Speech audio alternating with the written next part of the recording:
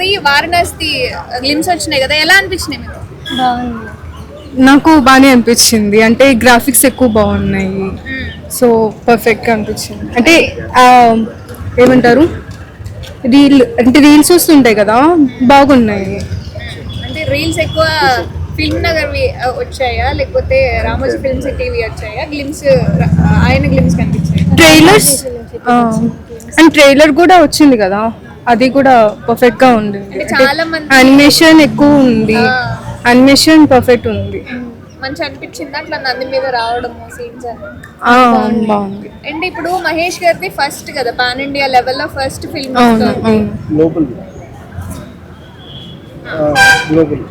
అంటే మాక్సిమం ఒక 120 ఏరియాస్ లో రిలీజ్ అవుతుంది. వరల్డ్ వైడ్ అని ఉంది, గ్లోబల్ వైడ్. ఎలా అనిపిస్తుంది మీకు ఫీల్? అంటే ఫస్ట్ టైం కదా ఇది గ్లోబల్ వైడ్ గా ఉండటం పర్ఫెక్ట్. అంటే కొంచెం మన తెలుగు ఫిలిం కదా ఇది, సో ప్రౌడ్ గా ఉంది. సో అంటే ఎంత పాజిటివిటీ ఉందో అంత నెగిటివిటీ ఉంది. కళ్యాణ్ గారు బంగారం సినిమాలో ఎప్పుడో చేశారు ఆ సీన్ ని, మళ్ళీ పెట్టారు.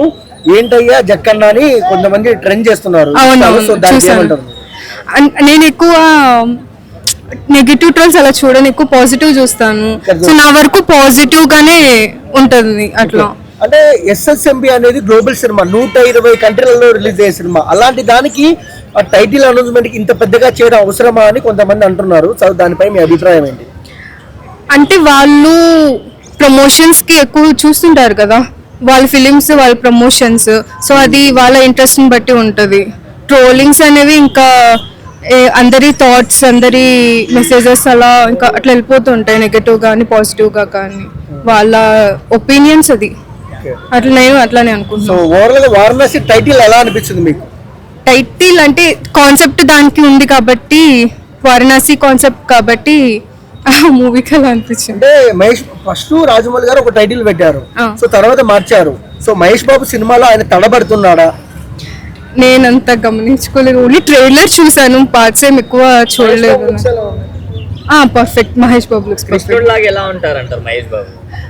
అంత